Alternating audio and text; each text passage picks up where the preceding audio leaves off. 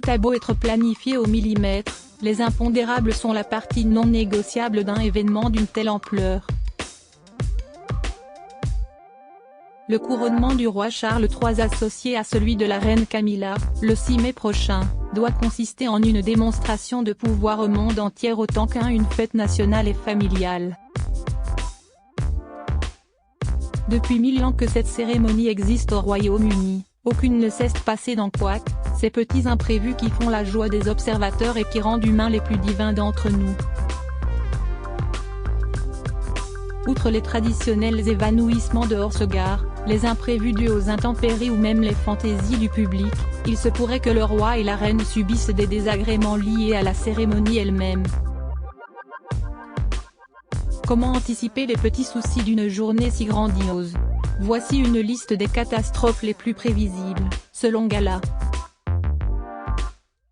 Fr. Le roi Charles III, qui sont les femmes de sa vie? Charles III et Camilla devant les caméras du monde entier. Si est un événement mondial de par son caractère unique et rare, s'il n'y aura que 2000 invités à Westminster Abbey, tous les yeux des téléspectateurs du monde entier seront braqués sur Londres. En présence de monarques étrangers, de chefs d'État, d'une foule imprévisible à l'extérieur, la célébration du couple royal est déjà l'événement de l'année. Depuis 1953, aucune cérémonie de couronnement n'a eu lieu en territoire britannique, et le mode d'emploi date un peu. Les organisateurs de l'opération Galles du Nord ont tout prévu, mais Charles III et Camilla doivent s'attendre à tout. Le roi empêché de marcher, monarque le plus âgé à monter sur le trône britannique, Charles III, 74 ans, ne souffre d'aucune maladie handicapante, mais connaît quand même quelques problèmes de santé comme un mal de dos persistant. Ce 6 mai 2023, il pourrait donc se retrouver tout simplement bloqué du dos ou de la jambe, et ne pas arriver à marcher jusqu'à la chaise du couronnement. En 1702, la reine Anne avait dû être portée jusqu'à la chaise, souffrant de la goutte. Après une première procession dans une calèche inconfortable, dans une tenue très lourde, le roi Charles III pourrait voir son dos lui jouer des tours. La couronne vacille pesant plus de 3 kg, la couronne de Saint-Édouard est réputée pour être très lourde et difficile à supporter pendant la cérémonie.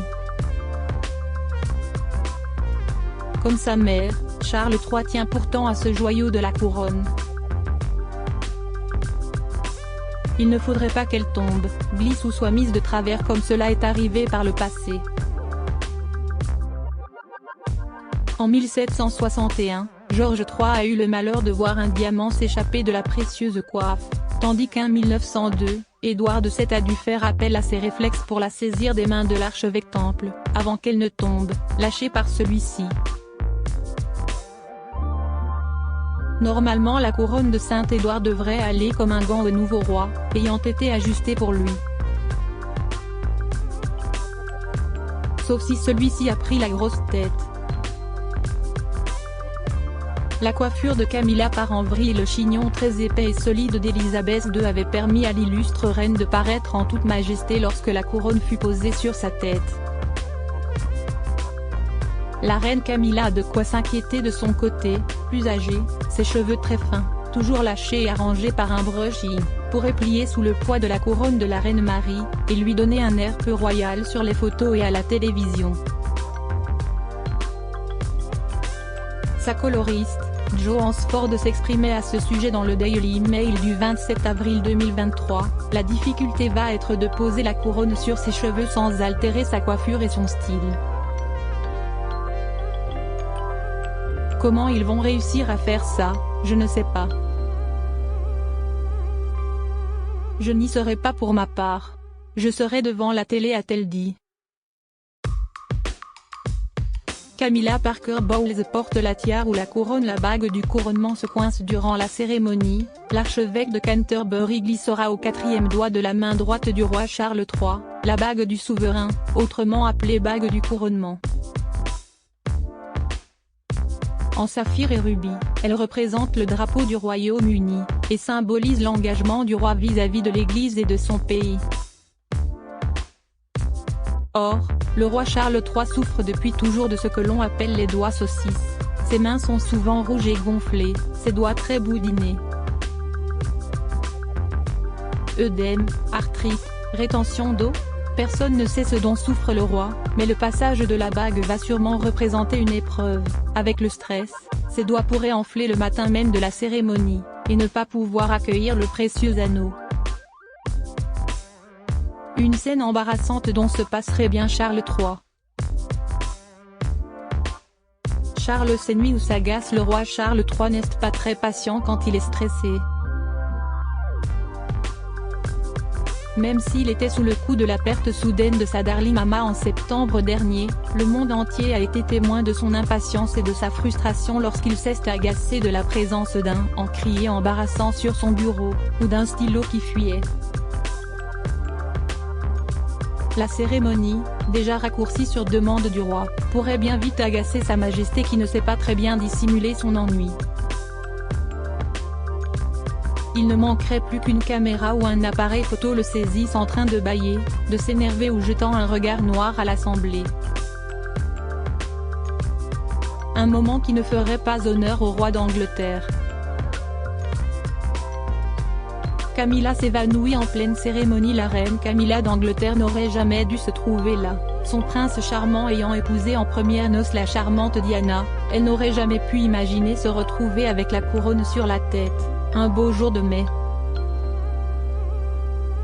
Et pourtant, voici l'ex-Camilla Parker Bowles en tenue d'apparat au milieu de l'abbaye de Westminster. La femme du roi Charles III n'est pas fan des cérémonies officielles, de nature timide et introvertie, le couronnement la rend très nerveuse. Elle en serait même terrifiée selon les confidences d'un ancien majordome de Clarence South. La chaleur de l'apparat, le stress, le poids de la couronne pourraient faire tourner de l'œil la future reine.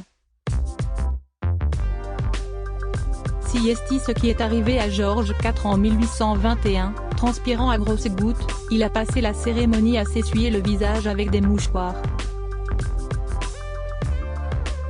Avant de demander à respirer des sels pour ne pas tomber dans les pommes.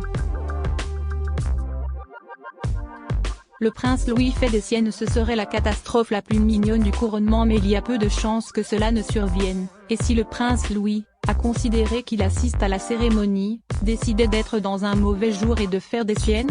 Ayant déjà prouvé sa malice lors du jubilé l'année dernière, il a toutefois grandi depuis. Il s'est montré impeccablement sage à la messe de Noël ainsi qu'à celle de Pâques, et ses parents ont dû lui expliquer de long en large à quel point il devait se tenir. Mais les enfants sont imprévisibles, et Louis, qui vénère son grand-père, pourrait être pris d'une envie soudaine de grimper sur les genoux du roi. George et sa sœur Charlotte veilleront sûrement attentivement sur le petit dernier. Crédit photo. Direction artistique Gala.